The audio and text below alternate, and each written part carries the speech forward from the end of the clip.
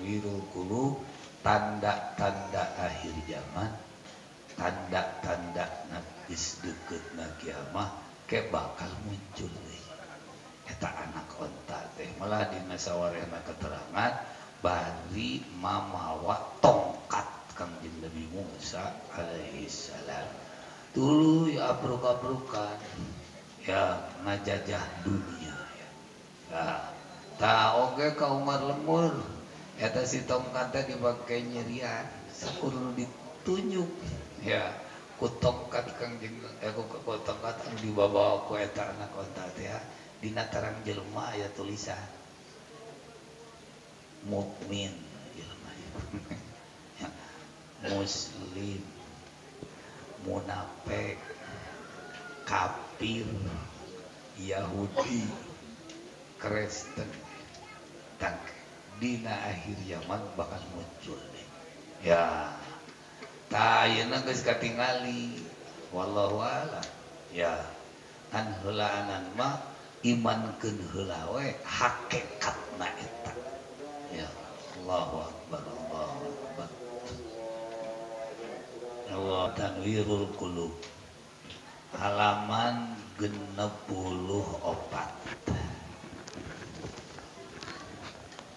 Yang geus diaji teh gawe. Andi kitu we urang ngaji lilit bukur. Oh deui poho. Bisi majarkeun mitos. Ayeuna mah sautak-sautik naon? Mitos, sautak-sautik mitos. Aya halaman 64 jajaran kalimat tihanap. Aya jajaran kalimat tihanap dina citakan kitab nu ieu mah. Kalimatna aya di dinya wa qomisuha. Aya ya mah keur ngabuktikeun we. Wa qomisuha ari nomor kalimatna cirina geus deukeutna kiamat. Khurujud dabati nyaeta bakal kaluar sato. Ya, bakal kaluar sato. Ta sato ieu di naon ta sato ieu? Sato naon teh ieu rupa-rupa riwayat. Ya, aya anu dina sawariwayat mah orai ta sato. Aya deui anu sawareh riwayat nu diterangkeun di dieu we kila iya itu adalah nyaeta Husain naqoh Sholeh alaihi salam, anak ontana Kangjeng Nabi Sholeh alaihi salam. Lama ukirat ummuha sanggeusna dipencit saha indungna teh haribat. Eta si anakna teh ka mana? Kabur. Ya, wan fataha jeung terbuka deui lahakeun eta anak onta naon hajarum batu asup deui kana brai si batu anu lempar teh jadi beurah deui geus kitu asup deui tirem eta anak onta teh pada holat asup manehna pihi dina eta batu pantobako alaiha geus kitu ngalingkup deui wahia pihi tayata anak onta teh didinya ila waktu hurujiha sampai ke saat dek keluar teh la yudrikuha talibun wala yafutuha haribun ya maka panggih usaha ya ngan ke bakal ningali sadaya kadinya ya roha ahlu kulli jihatin fi jihatihim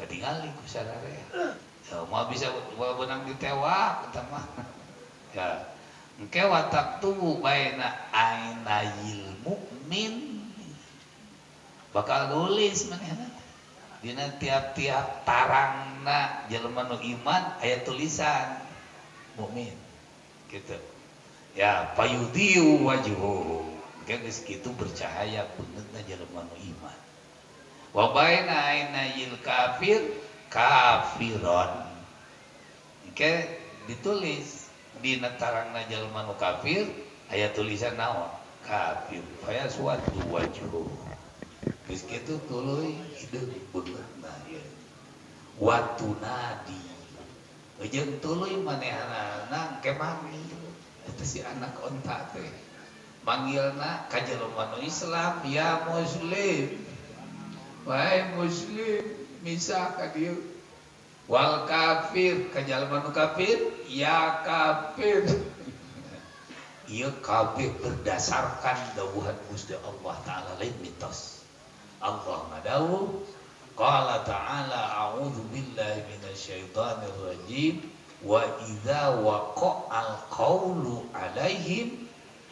Nah, di mana geus terbukti ucapan janji Gusti Allah kaum engke di akhir zaman ay idza qaruba tegasna di mana geus deukeut wuqu'ul qauli bihim terjadi na janji Allah kasaha ka masyarakat di akhir kemudian wa huwa ma wa'adu ma wu'idu bihi minal ba'thi wal adab nyata janji nu diancamkeun ku Gusti Allah Taala akhrajna kami bakal ngaluarkeun deui lahum pikeun masyarakat di akhir kemudian dabatan kana satu ekor sato minal ardi di muka bumi tukallimuhum anu eta sato teh mawa ngomong kasaha ka jelema ke masyaallah abejaan dibutlanil adyan bahwa agama nu sejen adalah agama nu salah. Anu bener adalah hanya ma ada dinal Islam. Oke nunjuk manehanana eta si anak onta teh ka jelema anu mukmin anta min ahlil jannah anjeun mah ahli surga. Ka jelema anu kafir nunjuk nyebut manehanana teh anjeun mah ahli neraka. Masyaallah. Sadar atau tidak sadar, mau atau tidak mau, pasti bukti ayeuna tanda-tanda geus ketingali mimiti jelema teh bareto mah euy di cirianana jelema teh ku KTP baheula mah da eueuh KTP kadieuna geun cirian jelema teh kunaon ku KTP jadi dina KTP didinya tertulis identitas urang para ya tuluy tanggal lahir tempat lahir umur dinya malah ditulis pekerjaan ditulis naon deui agama gitu bareto can aya foto kadieuna keun make foto geus make foto jadi we KTP ayeuna ya KTP asal nama KTP teh manual maju kadienakeun jadi KTP teh elektronik anu kungsi naon anu kungsi sidik jari jadi kemah teu kudu mawa KTP jelema teh bakal kanyahoan ya dek neangan jelema teh sina sidik jari we begitu sidik jari maka muncul data urang jadinya ngaran ya teu kudu mawa naon teu kudu mawa KTP kadienakeun barcode apa barcode nah barcode dicirian geuningan sok aya di Borma di mana-mana di neangan ngaran harga kumaha geuningan kitu keur diasongkeun si barang teh kadinya yo treat muncul naon harga treat muncul itu ngaranna naon barcode ngagunakeun elektron